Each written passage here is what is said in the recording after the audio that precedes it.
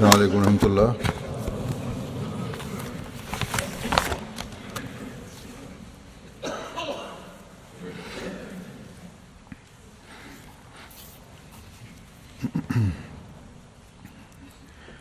أشهد أن لا إله إلا الله وحده لا شريك له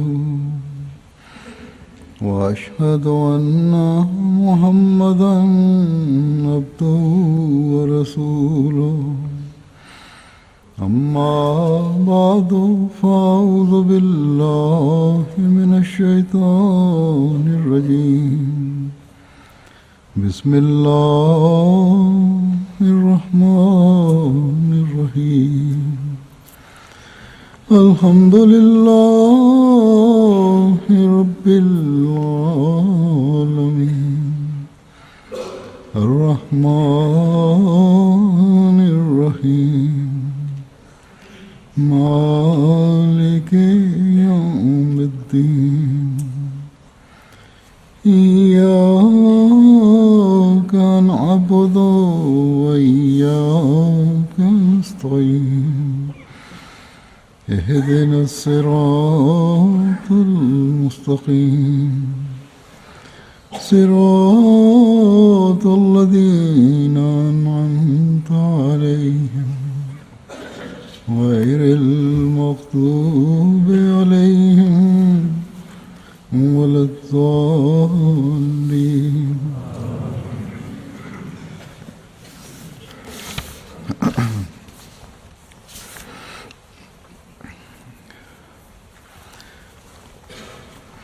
حضرت مسلم موعود رضی اللہ عنہ نے ایک دفعہ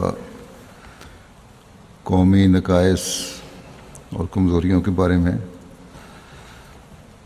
ایک خطبہ ارشاد فرمایا تھا، جس میں ان کمزوریوں کی وجوہات اور جماعت کو ان سے بچنے کی طرف توجہ دلائی تھی۔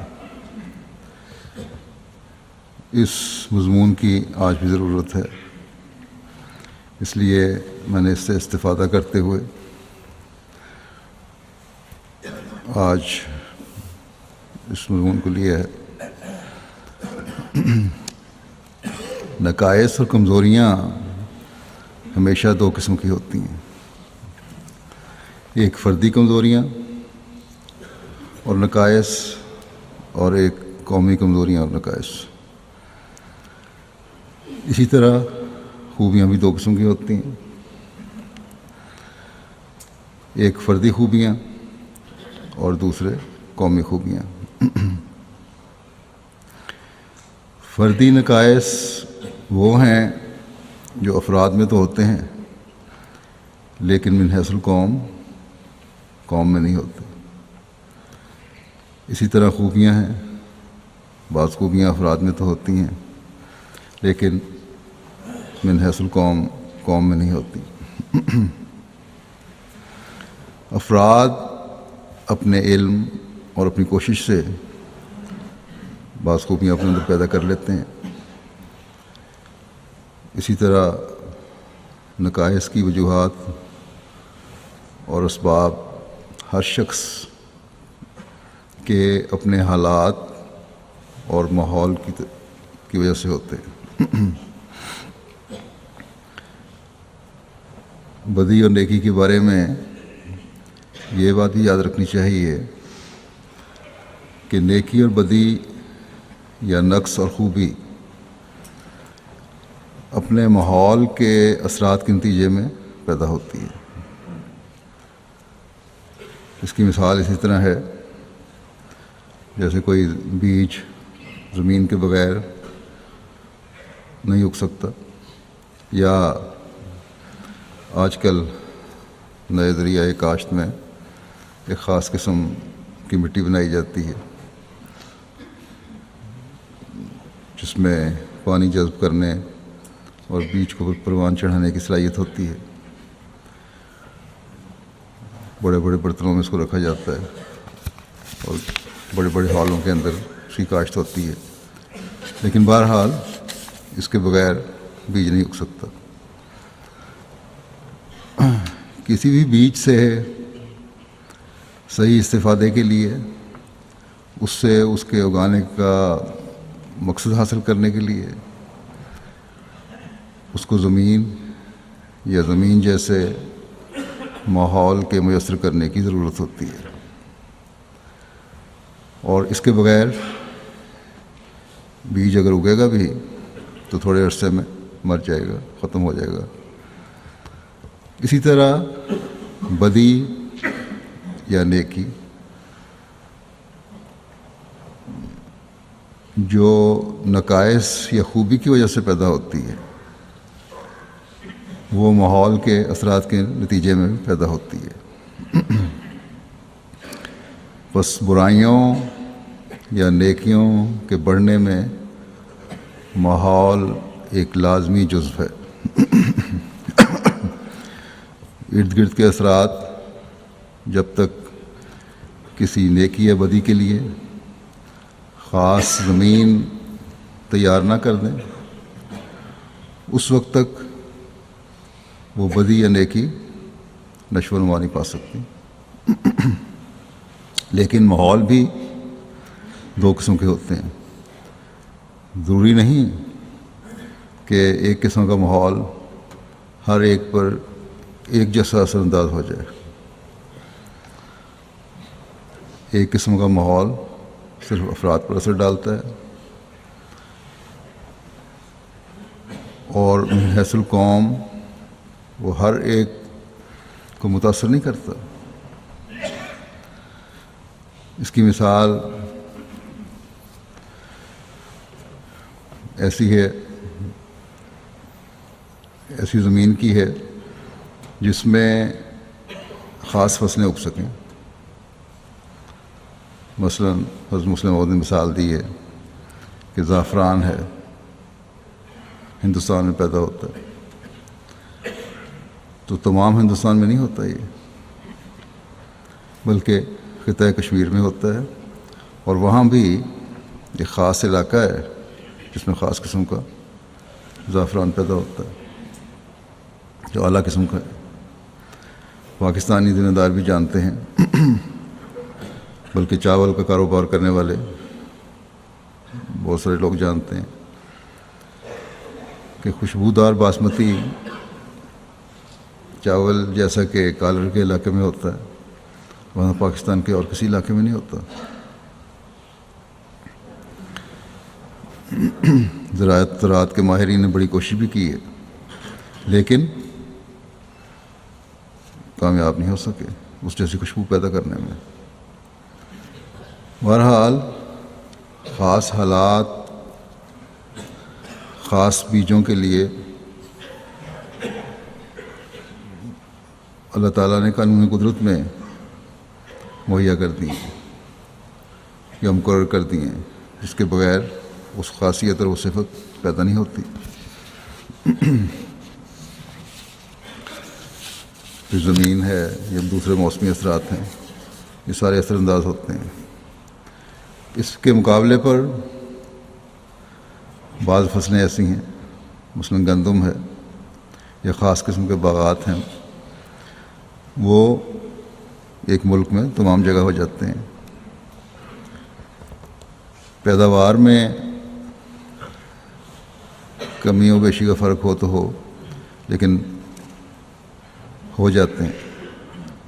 بس اس طرح نیکیاں اور بدیاں بھی بعض اثرات کے تحت قومی حیثیت اختیار کر لیتی ہیں اور پوری قوم کی ترقی یا زوال کا ذریعہ بن جاتی ہیں۔ افراد کی بدیاں تو افراد کی کوشش سے ٹھیک ہو سکتی ہیں، اور اگر کوشش کریں تو نہ صرف بدیاں دور ہو جائیں گی، بلکہ افراد میں اگر وہ کوشش کریں تو فردی خوبیاں بھی پیدا ہو سکتی ہیں۔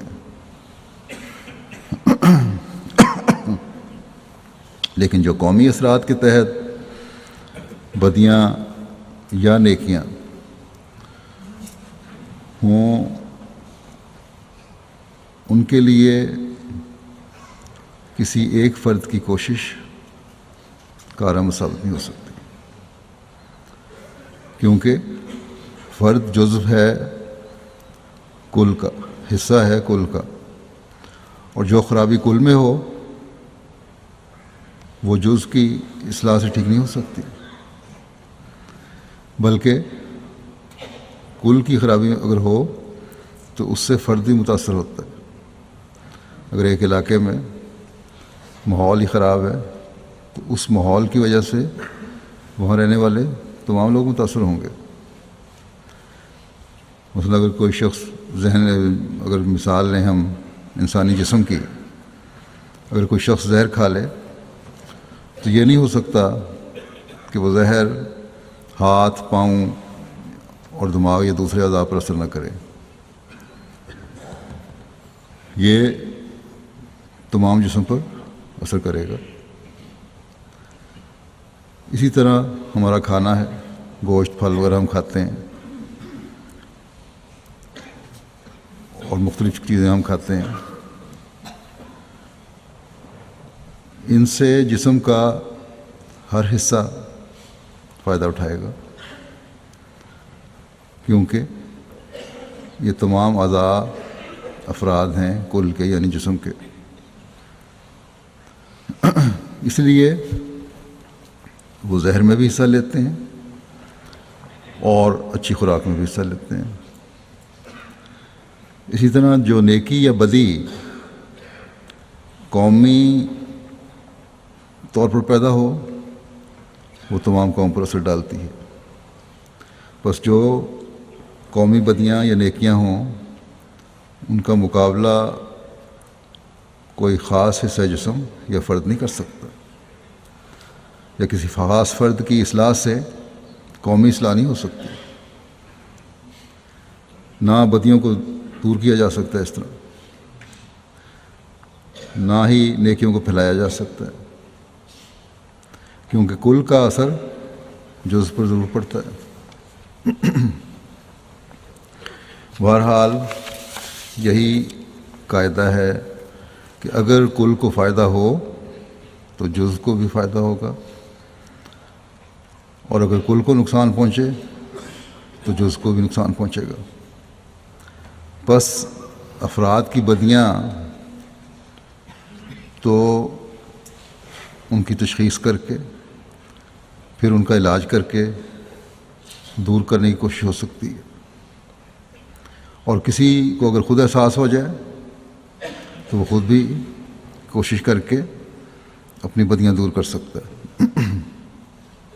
لیکن قومی بدیوں کو دور کرنے کے لیے تمام قوم کو غور کرنے کی ضرورت ہوتی ہے۔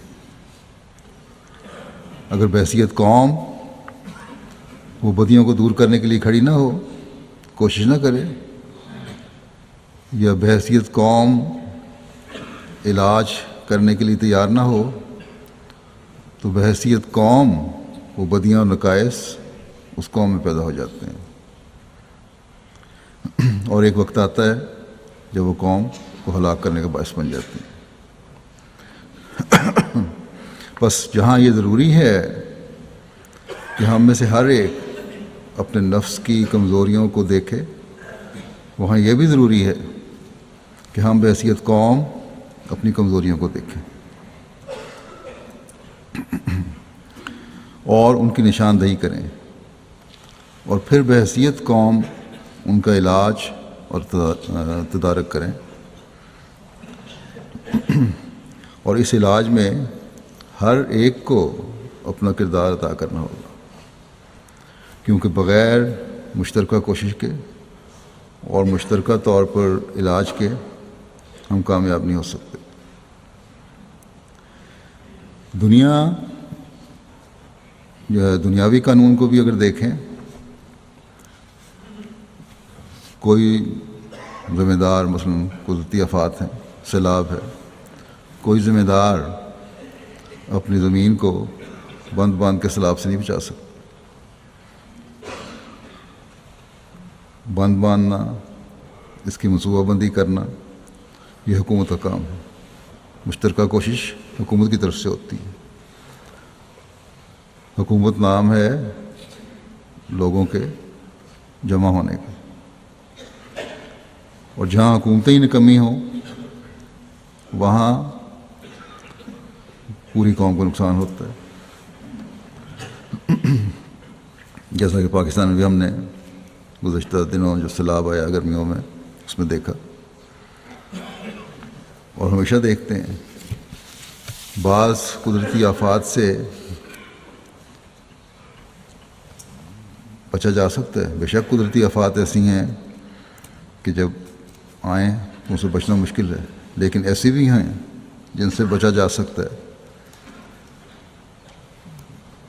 بعض آفات کے آنے سے پہلے ان سے ہوشیار کرنے کے سامان ہو جاتے ہیں، لیکن انسان اپنی لاپرواہی کی وجہ سے توجہ نہیں دیتا اور نقصان اٹھاتا ہے۔ بہرحال اگر قوم کو یا حکومت کو اپنی ذمہ داریوں کا احساس نہ رہے تو نقصان کئی گنا بڑھ جاتا ہے، اور یہ عموماً دنیا میں ہم دیکھتے ہیں۔ بس قومی احساس اصلاح کے لیے ضروری ہے۔ جماعت احمدیہ کے حوالے سے اس بارے میں حضرت مسلم موعود نے توجہ دلاتے ہوئے کہ ہمیں ان قومی بدیوں کو کس طرح دیکھنا چاہیے اور ان پر کس طرح غور کرنا چاہیے، یہ فرمایا کہ اگر جماعت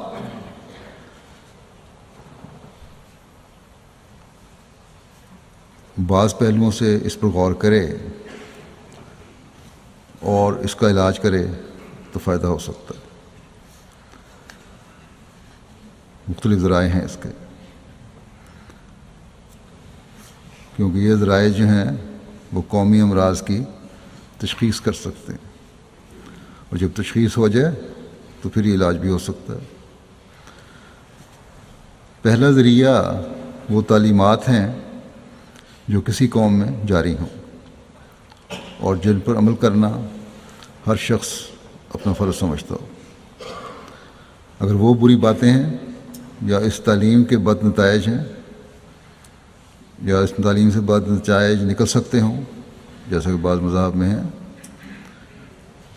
تو وہ اس کی وجہ سے پھر برائیاں پیدا ہوتی ہیں، بدعات پیدا ہوتی ہیں، یا بدعات پیدا ہوتی ہیں ان کی وجہ سے برائیاں پیدا ہو جاتی ہیں۔ اگر کسی مذہب میں غلط عقائد اور باتیں ہیں تو اس سے ہر شخص متاثر ہوگا جو بھی اس مذہب کو ماننے والا ہے، اور تمدنی اور معاشرتی زندگی میں بھی اس سے برے نتائج پیدا ہوں گے، صرف مذہبی طور پر نہیں بلکہ معاشرتی زندگی میں بھی، تمدنی زندگی میں بھی برے نتائج پیدا ہوں گے۔ لیکن ہم جو مسلمان ہیں قرآن کریم کو خدا تعالیٰ کا کلام سمجھتے ہیں اور اس بات پر یقین رکھتے ہیں کہ اس تعلیم میں کوئی نقص نہیں اور اس کے برے نتائج کبھی نکل نہیں سکتے، یا یہ ہو ہی نہیں سکتا کہ اس سے کوئی بدی پیدا ہو، کیونکہ تعلیم بے عیب ہے، اس لیے ظاہر ہے برا نتیجہ نکل نہیں سکتا۔ بس مسلمانوں میں یہ سوچ لیا کہ برائی آ ہی نہیں سکتی، لیکن کیا سب مسلمان برائیوں سے پاک ہیں؟ جب ہم اپنے ماحول کا جائزہ لیتے ہیں، مسلمانوں کی عمومی حالت دیکھتے ہیں تو پتہ چلتا ہے کہ اکثریت تو برائیوں میں مبتلا ہے۔ بس اس بات پر غور کرنے کی ضرورت ہے کہ قرآن میں تو کوئی نقص نہیں ہے۔ خدا تعالیٰ نے خود اس میں یہ اعلان فرما دیا کہ اس میں کوئی نقص نہیں ہے، کامل اور مکمل شریعت ہے۔ اگر قرآن کریم کی بے شمار پیش گوئیاں اور باتیں پوری ہوئی ہیں اور ہم دیکھتے ہیں کہ پوری ہو رہی ہیں، تو اللہ تعالیٰ کا یہ اعلان بھی یقیناً سچا ہے کہ قرآن کریم کی تعلیم ہر عیب سے پاک ہے اور کامل اور مکمل تعلیم. بس اس بات کو ہم یقیناً سچا سمجھتے ہیں. اب سوال یہ ہے کہ پھر کمی کہاں ہے؟ اس کا جواب یہی ہونا چاہیے کہ پھر اس کے سمجھنے میں غلطی ہے، اس پر عمل میں غلطی ہے. بس اگر قرآن کریم میں کوئی نقص نہیں ہے تو یقیناً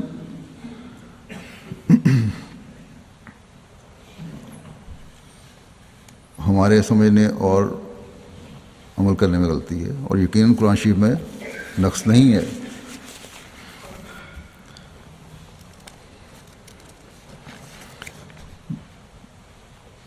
اور اس سمجھنے کی غلطی کی وجہ سے قوم متاثر ہوئی. یہ غلطیاں قوم کے پہلے علماء کے قرآن کریم کو غلط سمجھنے کی وجہ سے بھی ہو سکتی ہیں، اور موجودہ علماء کے غلط سمجھنے کی وجہ سے بھی ہو سکتی ہیں. بہرحال نتیجہ ظاہر ہے جو ہمیں نظر آ رہا ہے. اب علماء مفسرین بے شک اپنے نظریات رکھتے تھے یا رکھتے ہیں، اور یہ انفرادی نظریات ہیں، لیکن قوم یہ نہیں کہتی کہ علماء کے یہ ذاتی نظریات ہیں. قوم ان علماء کی طرف دیکھتی ہے. اس لیے ان کے پیچھے چلنے والے غلط نظریات کی وجہ سے یا تفسیروں کو نہ سمجھنے کی وجہ سے اعلیٰ تعلیم کے باوجود فائدہ اٹھانے والے نہیں بن سکے، بلکہ نقصان اٹھا رہے ہیں. اور اس وجہ سے قوم میں برائیاں پیدا ہو گئیں. بعض غلط نظریات جو رواج پا گئے جن کا اسلام کی تعلیم سے واسطہ ہی نہیں. ماحول کا اثر ہو گیا، دوسرے مذاہب کا اثر ہو گیا، تمدن کا اثر ہو گیا، جو غلط رنگ میں جس کو مذہب کا حصہ سمجھ لیا گیا. تو بہرحال نقائص پیدا ہوئے. اللہ تعالیٰ کا احسان ہے کہ ہم حضرت مسیح موعود علیہ السلام کی جماعت میں شامل ہیں، اور ان پرانی روایات یا حکمت سے آری روایات یا تفاسیر کا ہم پر اثر نہیں ہو سکتا اور نہیں ہونا چاہیے.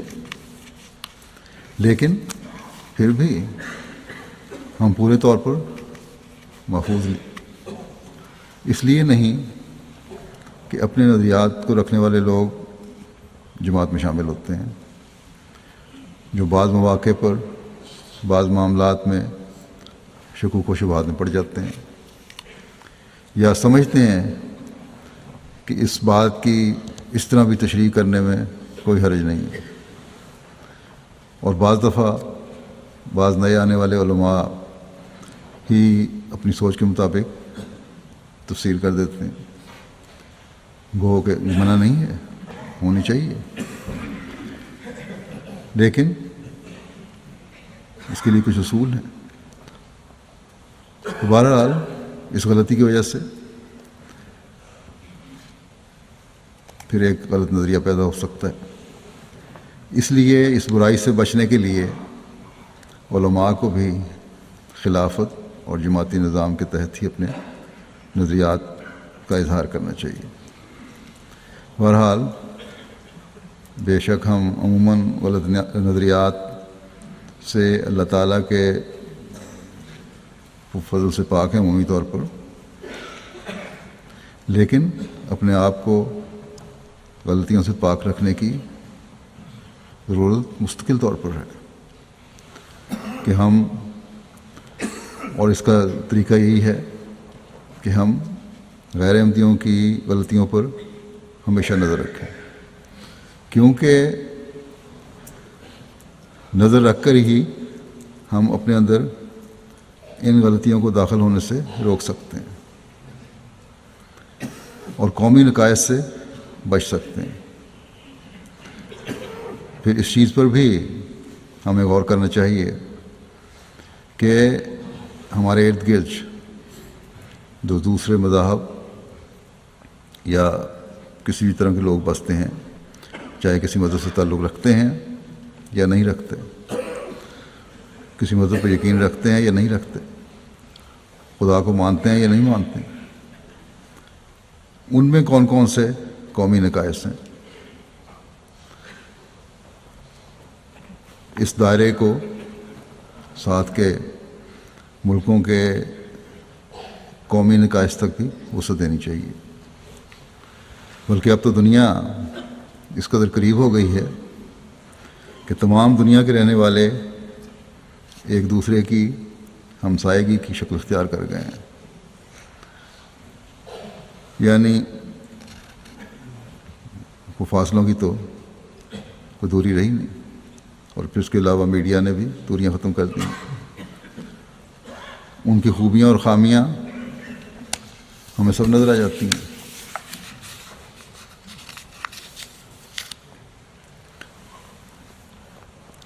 اور ہمسائے ملکوں کے اثر ایک دوسرے پر پڑتے رہتے ہیں۔ بچے جس ماحول میں رہتے ہیں، اس ماحول کا، ہمسایوں کا اثر ان بچوں پہ بھی ہو رہا ہوتا ہے۔ ماں باپ چاہے بچوں کو سکھاتے رہیں، لیکن جہاں بھی کمزوری ہوتی ہے، سکھانے کے باوجود بھی اثر ہو جاتا ہے ماحول کا۔ پھر یہ بھی ہے کہ بچوں نے زیادہ وقت اسکول میں اور اپنے دوسرے دوستوں کے ساتھ کھیلنے میں گزارنا ہے، یا گھروں میں خود ہی اس زمانے میں ایسے دوست مل جاتے ہیں جو ٹی وی کے ذریعے سے داخل ہو گئے ہیں، جو بچوں اور بڑوں سب پر یکساں اثر انداز ہو رہے ہیں۔ اس کا نتیجہ یہ ہے کہ بچے ماں باپ کی بات سننا نہیں چاہتے، اور ماں باپ خود بھی بچوں سے فاصلے پیدا کرتے چلے جا رہے ہیں اپنی مصروفیات کی وجہ سے یا اور وجوہات کی وجہ سے۔ اور پھر ایسے بھی ہیں جو گھروں میں خود ہی ان ذریعوں سے، ٹی وی وغیرہ کے ذریعے سے اپنے ماحول کو خراب کر رہے ہیں۔ اور بہرحال نتیجہ پھر اس کا یہ نکلتا ہے اور نکل رہا ہے کہ ماں باپ بچوں پر ظلم کرنے لگ جاتے ہیں، اور بچے ماں باپ کی عزت و احترام نہیں کرتے، کہہ دیتے ہیں کہ اس ماحول میں ایسے ہی رہنا ہے، اگر یہاں آئے ہو تو اس طرح گزارا کرنا پڑے گا۔ اور یہ پھر فردی برائیاں نہیں رہتی، یہ قومی برائیاں بنتی چلی جا رہی ہیں، گھر برباد ہو رہے ہیں، ماں باپ بچوں کا روحانی قتل بھی کر رہے ہیں اور جسمانی قتل بھی کر رہے ہیں۔ مغربی معاشرہ تو آزادی کے نام پر ایک تباہی کی طرف جا ہی رہا ہے، اور یہ قومی بدی ہے، لیکن اس کی لپیٹ میں بعض احمدی بھی آ رہے ہیں۔ اس سے پہلے کہ یہ قومی برائی بنے اور وسیع طور پہ پھیل جائے، اور حضرت مسیح موعود علیہ السلام کو ماننے کے بعد ہم پھر جہالت میں واپس چلے جائیں، ہمیں قوم کی حیثیت سے ان باتوں سے بچنے کے لیے کوشش کو تیز تر کرنے کی ضرورت ہے۔ بس جماعت احمدیہ کے نظام کے تمام حصے اس بات پر غور کرنے کے لیے سر جوڑیں، منصوبہ بندی کریں، اس کا ابھی سے خاتمہ کرنے کی کوشش کریں اگر کوئی بھی برائی ہے، اس سے پہلے کہ خدا نہ کرے ہم میں بحیثیت قوم مغربی ملکوں کی بیماریاں داخل ہو جائیں۔ ہم نے دنیا کے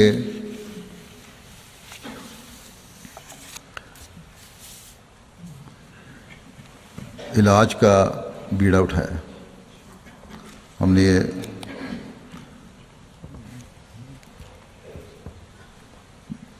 وعدہ کیا ہے، یہ اعلان کیا ہے کہ ہم دنیا کا علاج کریں گے. اگر علاج کرنے والے ہی مریض بن گئے تو دنیا سے فردی اور قومی برائیاں اور بدیاں کون دور کرے گا؟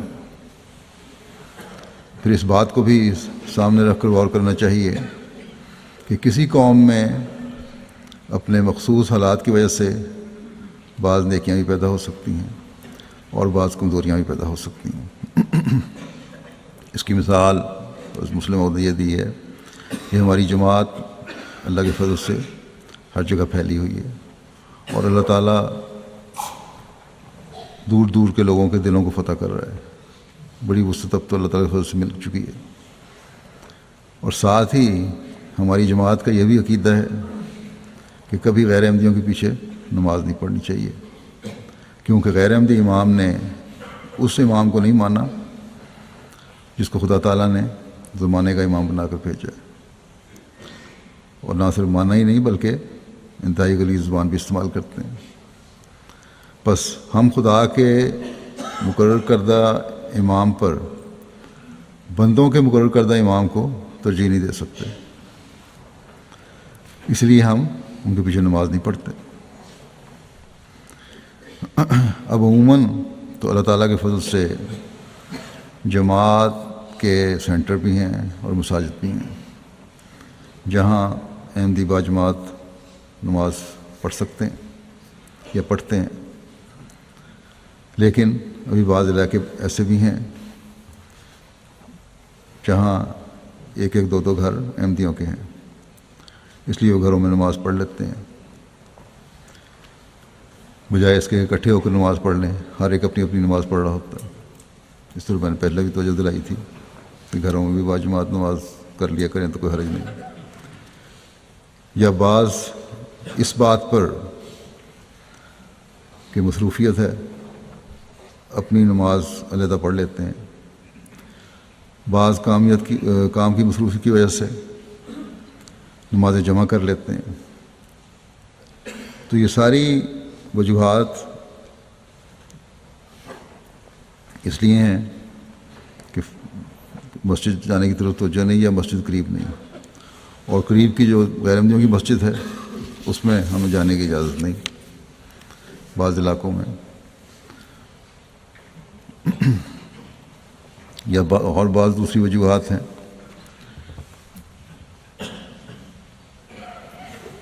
اس کی وجہ سے نماز تو بہرحال پڑھ ہی لیتے ہیں لیکن گھر میں پڑھتے ہیں،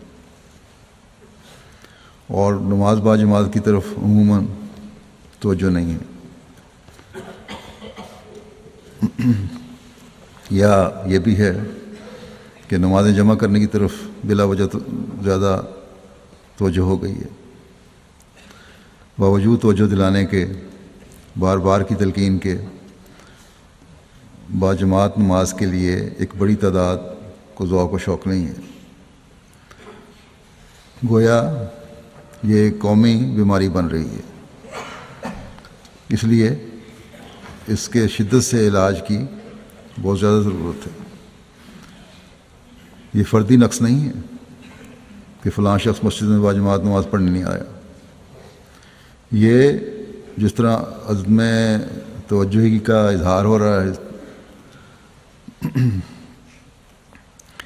قومی بیماری اور نقص کی شکل اختیار کر رہی ہے. یہ چیز حالات کی وجہ سے سہولت نے نماز باجماعت کی اہمیت کو کم کر دیا.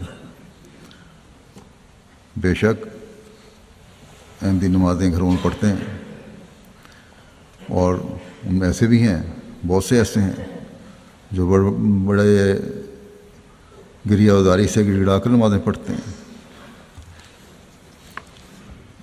جبکہ دوسرے مسلمانوں کی اکثریت ایسی توجہ سے شاید نماز نہ پڑھتے ہوں، یا لیکن پھر بھی وہ چاہے ظاہرداری کے لیے صحیح مسجد میں جا کر نماز ضرور پڑھتے ہیں جو نمازیں پڑھنے والے ہیں. اور اب تو غیر احمدیوں میں مسجد میں جانے کا رجحان پاکستان سے بھی خبریں آتی ہیں بہت زیادہ بڑھ گیا.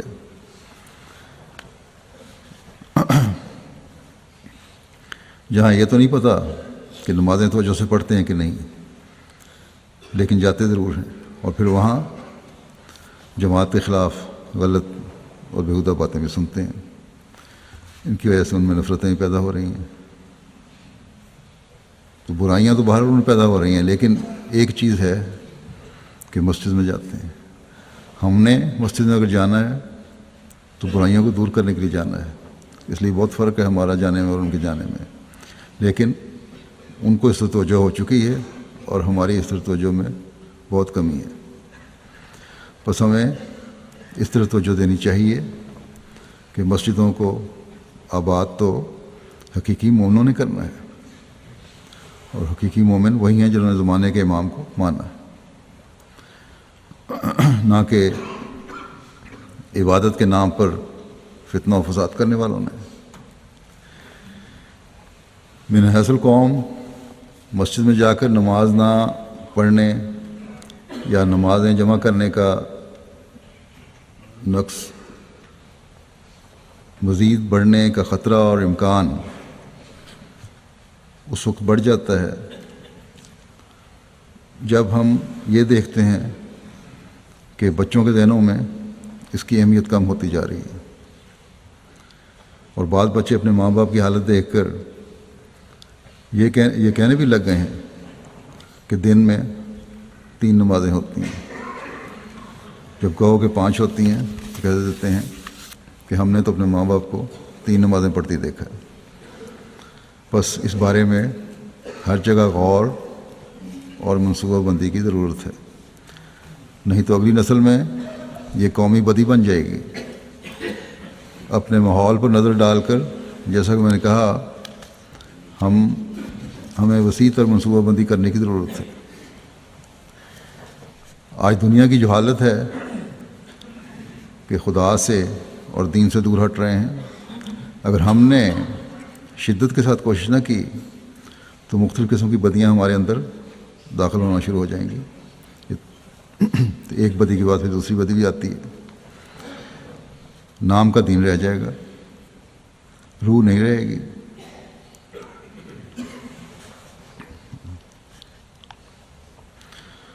اگر کسی علاقے میں کوئی وبا پھوٹے، کوئی بیماری کی صورت ہو تو ہم فوراً فکر مند ہو جاتے ہیں اور اس کے حفظ ما تقدم کے طور پر احتیاطی تدابیر شروع کر دیتے ہیں.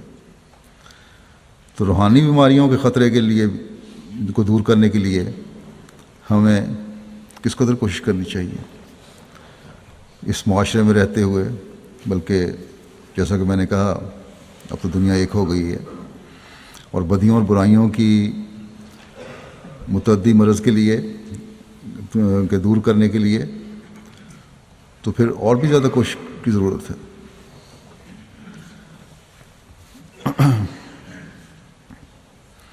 جو حفظ ما تقدم کرتے ہیں، علاج کراتے ہیں، بچت کے ٹیکے لگواتے ہیں، وہ ظاہری بیماریوں سے دوسروں کی نسبت زیادہ محفوظ رہتے ہیں. بس اپنے آپ کو روحانی بیماریوں سے محفوظ رہنے کے لیے، جیسا کہ میں نے کہا، ہر سطح پر قومی سوچ کے ساتھ حفظ ما تقدم کی ضرورت ہے.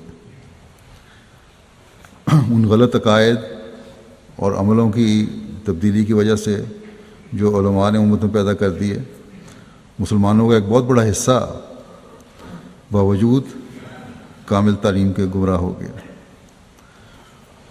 اب ہمیں اپنی اصلاح کے بعد مستقل طور پر گمراہی سے بچنے کے لیے بہت زیادہ کوشش کی ضرورت ہے. چند مثالیں میں نے دی ہیں. ہمیں غور کرتے رہنا چاہیے کہ کہاں کہاں دوسرے مسلمانوں میں نقائص پیدا ہوئے اور وہ گمراہ ہوئے، اور ہم نے کس طرح ان سے بچنا ہے. حضرت مسیح علیہ السلام کو مان کر پھر آپ کی تعلیم کو جاننا اور اس پر عمل کرنا بھی بہت ضروری ہے. حالات کے ساتھ اپنے آپ کو اس دھارے میں بہانے کی ضرورت نہیں، بلکہ حالات کو اپنی تعلیم کے مطابق ڈھالنا ہمارا کام ہے۔ خلافت کے ساتھ تعلق مضبوط کرنے کی ضرورت ہے۔ اس زمانے میں ایم ٹی اے اور جماعت کی ویب سائٹ بھی اللہ تعالیٰ نے ہمیں مہیا فرمائی ہیں، ان سے منسلک رہنا بھی بہت ضروری ہے، بجائے اس کے کہ اٹھ پٹانگ چیزیں دیکھیں۔ اس ذریعے سے حقیقی قرآنی تعلیم اور حضرت مسیح موعود علیہ السلام کے علم و عرفان کا ہمیں پتہ چلتا ہے۔ ان ذریعوں سے یہ حقیقی اسلامی تعلیم ہمیں ملتی ہے۔ بس اس کے ساتھ ہمیں جڑے رہنے کی ضرورت ہے۔ یہ بات ہمیں یاد رکھنی چاہیے کہ مسلمانوں کو قرآن کریم جیسی کتاب ملی، جیسے پہلے بھی ذکر ہو چکا ہے، لیکن پھر بھی ان میں ایسی غلطیاں پیدا ہو گئیں جن کی وجہ سے ان میں مخصوص امراض کا پیدا ہو جانا لازمی تھا۔ چنانچہ جو سب سے بڑی بات ان میں قومی بدی پیدا کرنے کا باعث بنی، وہ مسلمانوں کا یہ یقین تھا کہ قرآن کریم نہایت مکمل کتاب ہے اور اس میں تمام باتوں کا ذکر موجود ہے اور اول سے آخر تک انسانوں کی ہدایت کا موجب ہے۔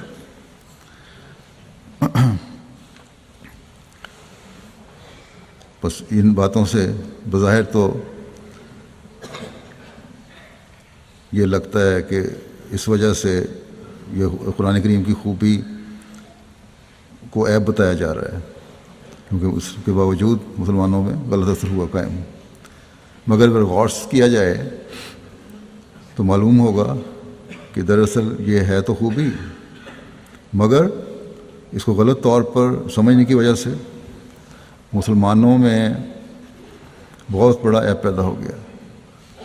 اس میں کوئی شبہ نہیں کہ قرآن کریم مکمل کتاب ہے، اور اس میں کوئی شبہ نہیں کہ یہ قیامت تک کے لیے ہدایت نامہ ہے، جس میں تمام اعلیٰ تعلیمیں جمع کر دی گئی ہیں۔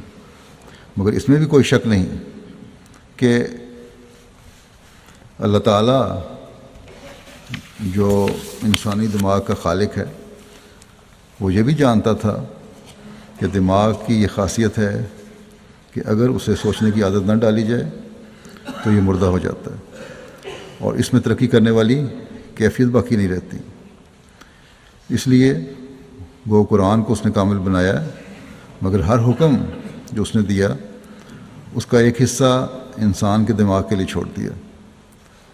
کچھ اصول بنائے جو واضح اور ظاہر ہیں، اور کچھ ایسی باتیں ہیں جن پر غور کرنے کی ضرورت ہے، تاکہ انسان خود تلاش کرے، تاکہ انسان کا دماغ ناکارہ نہ ہو جائے۔ اس لیے قرآن کریم ایسے الفاظ اور اب عبارت میں نازل کیا گیا ہے کہ ان پر غور کر کے معارف پر اطلاع ہوتی ہے، اس کی گہرائی کا پتہ چلتا ہے۔ ورنہ اگر سب کو یکساں فائدہ پہنچانا مد نظر ہوتا تو ایک کھلا کھلا مضمون ہوتا قرآن کریم میں، ہر شخص خواہ غور کرتا یا نہ کرتا ان مضامین سے آگاہ ہو جاتا۔ اس سے الہی منشا یہی ہے کہ انسانی دماغ معطل اور بیکار نہ ہو، اور اس کے سوچنے کی وجہ سے، نہ سوچنے کی وجہ سے نشو و نما رک نہ جائے۔ لیکن یہ بھی واضح ہو کہ اس کے کچھ اصول و ضوابط ہیں، جیسا کہ پہلے بھی میں نے کہا ہے، اور اس زمانے میں ان کی رہنمائی کے لیے ہمیں حضرت مسیح موعود علیہ السلام نے بہت سے اصول بتا دیے ہیں، خود واضح تفسیر کر کے بتا دی ہے، جن کو ہمیں سامنے رکھنا چاہیے، اور اس کے مطابق قرآن کریم کے میں سے جو نئے نئے نکات جو تلاش کرنا چاہیں انہیں تلاش کرنے چاہیے۔ دوسرے مسلمانوں کی طرح اگر صرف پرانی تفسیروں سے ہم چمٹے رہیں تو وہ معارف اور راستے بھی نہیں کھلیں گے جن کی حضرت مسیح موعود علیہ السلام نے رہنمائی فرمائی ہے۔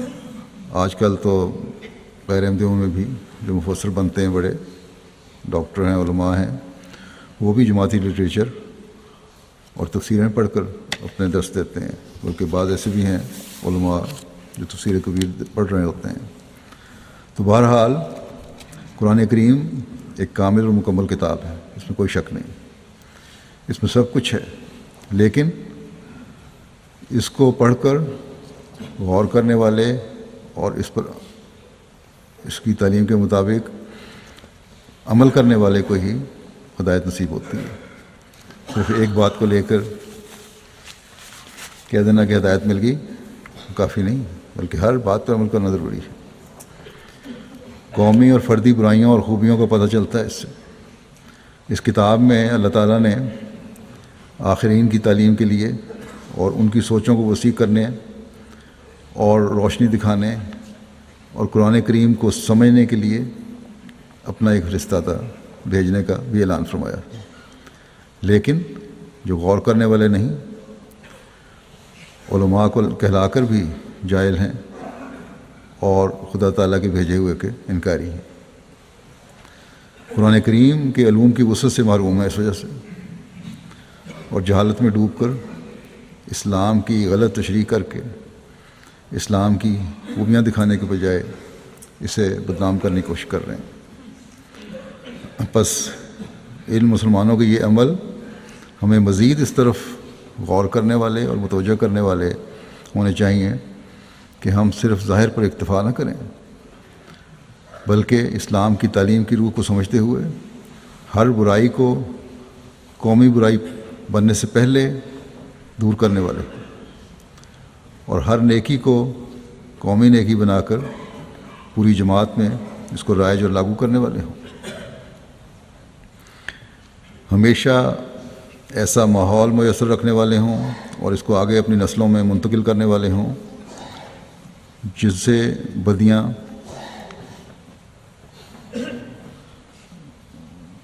نہ پھیلیں بلکہ خوبیاں اور نیکیاں پیدا ہوں۔ اللہ تعالیٰ ہمیں اس کی توفیق عطا فرمائے۔ آج نماز کے بعد میں 2 حاضر جنازے پڑھاؤں گا اور 2 جنازہ غائب ہوں گے۔ جنازہ ہے مکرمہ جو حاضر جنازوں میں سے رضیہ مسرت خان صاحبہ، اہلیہ مکرمہ عبداللطیف خان صاحب حوصلوں کا جو سیکریٹری رشتہ ناتا ہیں لطیف خان صاحب، 11 فروری 2015 کو ان کی وفات ہوئی 79 سال کی عمر میں۔ انا للہ و انا الیہ راجعون۔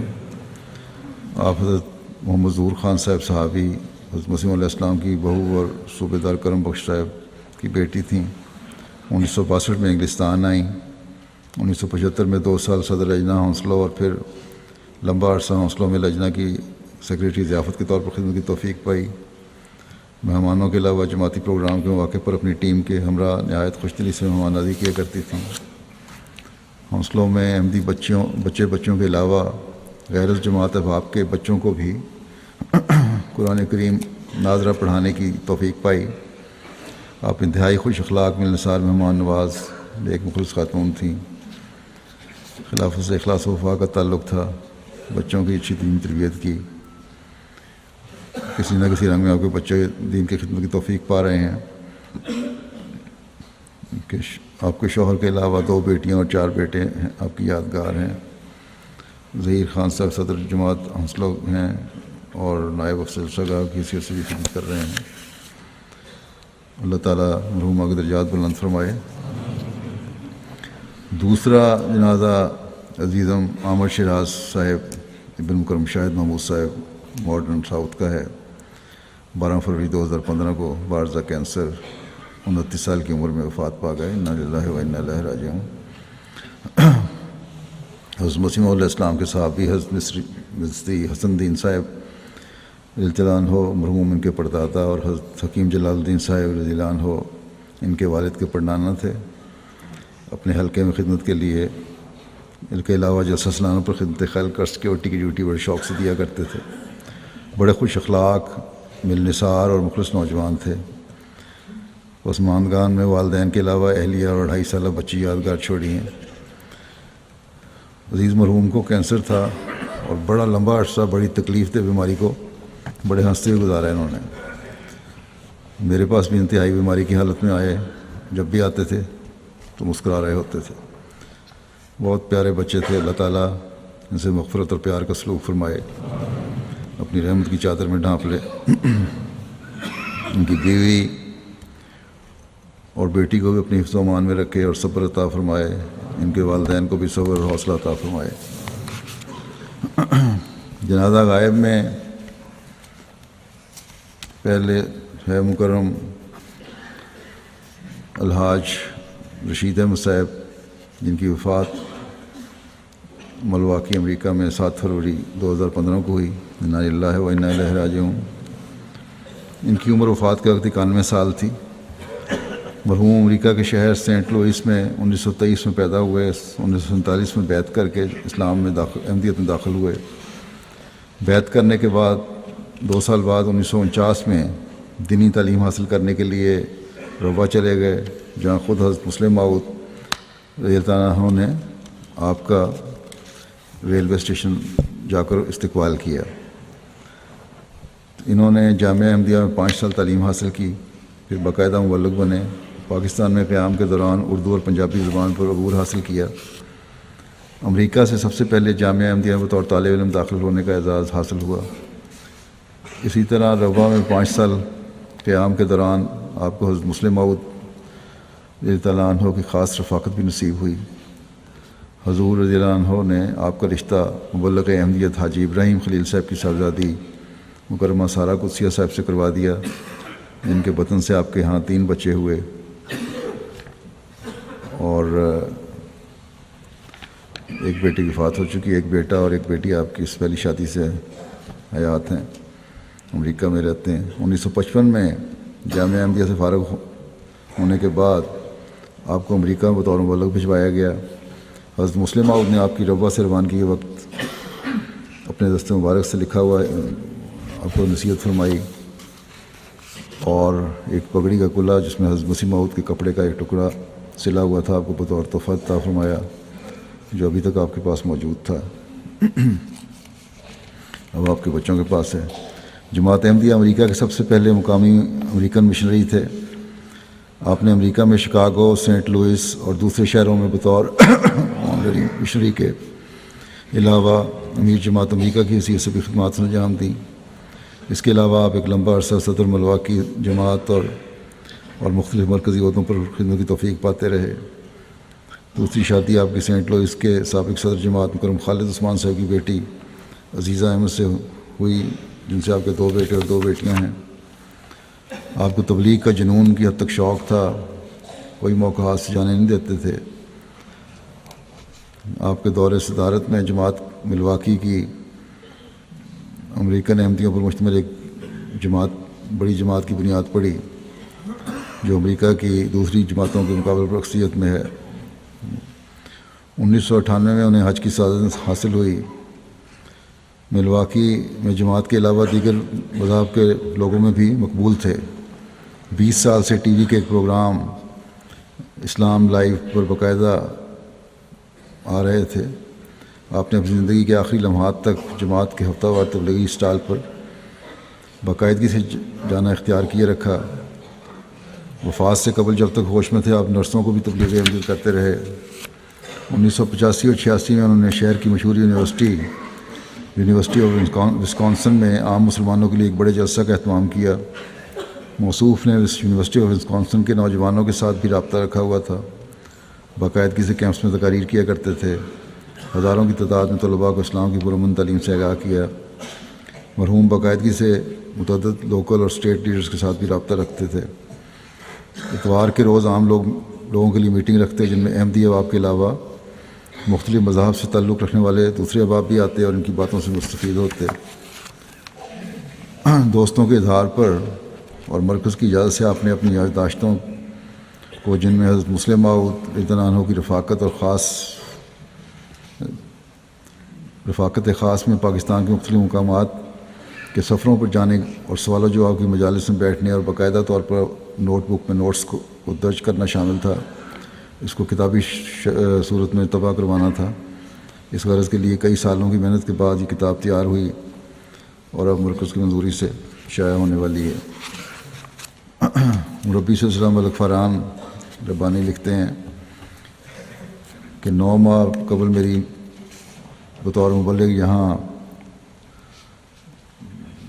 پہلی ملاقات آپ سے ہوئی۔ میری عمر کم ہونے کے باوجود آپ نہایت محبت سے ملے۔ پھر جب میں نے آپ سے جماعت ملواکی میں بعض پروگراموں کے متعلق مشورہ کرنا چاہا تو اردو میں مجھے مخاطب ہو کر کہا، مولانا صاحب آپ خلیفہ وقت کے نمائندے ہیں، آپ جو کہیں گے ہم نے صرف اطاعت کرنی ہے۔ اور بڑا اطاعت کا جذبہ تھا ان میں۔ شمشاد صاحب بھی لکھتے ہیں کہ امریکہ آیا تو ہمیشہ میں نے انہیں حضرت مسلم موعود کی باتیں سناتے ہوئے پایا۔ اپنی زندگی کو بھی انہوں نے حضرت مسلم موعود کے ارشادات کے مطابق ڈھالا ہوا تھا۔ گزشتہ جلسہ سالانہ پر ان کی تقریر بھی حضرت مسلم موعود کی یادوں کے بارے میں تھی، اور یہ کہ آئندہ اور موجودہ نسلیں ان یادوں کے ذریعے کیا پیغام دیں گے۔ اسلام، احمدیت اور خلافت کے دفاع میں یہ کہنا بے جا نہ ہوگا کہ آپ ہمیشہ احمدیت کی تبلیغ، دفاع اور خلافت کے لیے ایک ننگی تلوار تھے۔ آپ ہمیشہ احمدیت کی تبلیغ میں سرگرم رہتے تھے۔ بڑھاپے کی عمر میں بھی جب کہ جسم ناتواں اور نحیف تھا، آپ اکیلے ہی تبلیغ کیا کرتے تھے اور مسٹر تبلیغ کے نام سے مشہور تھے۔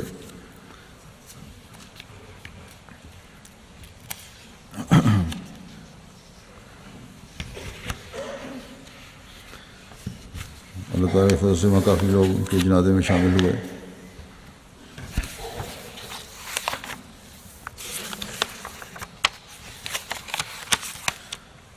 تو اور آج کی جنازہ ہے، غائب ہے یہ بھی، حسن عبداللہ صاحب آف ڈیٹرائٹ کا، یہ بھی امریکن ہے۔ 30 جنوری 2015 کو ان کی وفات ہوئی۔ انا للہ و انا الیہ راجعون۔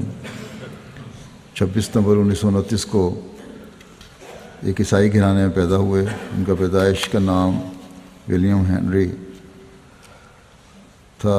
1970 کی دہائی میں ایک احمدی برادر مکرم وہاب صاحب جو کہ ان کے کلاس فیلو تھے، ان کے ذریعے انہوں نے اسلام احمدیت قبول کرنے کی سعادت پائی۔ قبول اسلام کے بعد ان کا نام حسن عبداللہ رکھا گیا۔ مرحوم بہت خوبیوں کے مالک ایک فدائی احمدی تھے۔ قرآن کریم سے بہت محبت تھی، روزانہ تلاوت کرنا ان کا معمول تھا۔ بتایا کرتے تھے کہ وہ سورہ کہف کی پہلی اور آخری 10 آیات کی مستقل تلاوت کیا کرتے ہیں۔ نماز جمعہ باقاعدگی سے ادا کرتے تھے۔ سب سے پہلے مسجد آ کر اپنی خوبصورت آواز میں اذان دیتے۔ نماز جمعہ کے لیے بہت پہلے آ کر نوافل اور تلاوت قرآن کریم کرتے۔ بہت صاف ستھرا لباس زیب تن کیا کرتے تھے۔ ایک دفعہ بیمار ہو گئے تو ہسپتال سے بھی سیدھے جمعہ کا وقت تھا، جمعہ کے لیے مسجد میں آ گئے گھر جانے کے بجائے۔ ڈیٹرائٹ میں مسجد کو آگ لگ گئی تھی، دوبارہ تعمیر کی گئی۔ اس دوران انہوں نے نہایت اخلاص سے افراد جماعت کے لیے اپنا گھر پیش کیے رکھا تاکہ وہ نماز جمعہ ان کے گھر میں ادا کرتے رہیں۔ سلسلہ کی کتب و رسائل بہت شوق سے پڑھتے۔ آپ ان خاص لوگوں میں سے تھے جن کی روحوں میں سچائی کے لیے ایک تڑپ تھی، اور اسی وجہ سے حضرت مسیح علیہ السلام کے پیغام کو قبول کرنے کی توفیق پائی اور آخری لمحے تک اپنا عہد بیعت کو نبھایا۔ ان کی اہلیہ وفات پا چکی ہیں، بچے تو ان کے احمدی نہیں ہیں۔ اللہ تعالیٰ مرحوم سے مغفرت اور رحم کا سلوک فرمائے، سب مرحومین سے ان کے درجات بلند فرمائے۔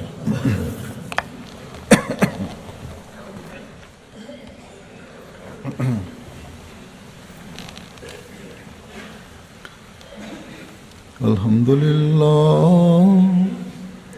للہ نحمده ونستعینه ونستغفره ونؤمن به ونتوکل علیہ ونعوذ باللہ من شرور انفسنا ومن سیئات اعمالنا من يهده الله فلا مضل له ومن يضلله فلا هادي له ونشهد أن لا إله إلا الله ونشهد أن محمدا عبده ورسوله عباد الله رحمكم الله إن الله يأمر بالعدل والإحسان وإيتاء ذي القربى وينهى عن الفحشاء والمنكر والبغي يعظكم لعلكم تذكرون اذكروا الله يذكركم وادعوه يستجب لكم ولذكر الله أكبر.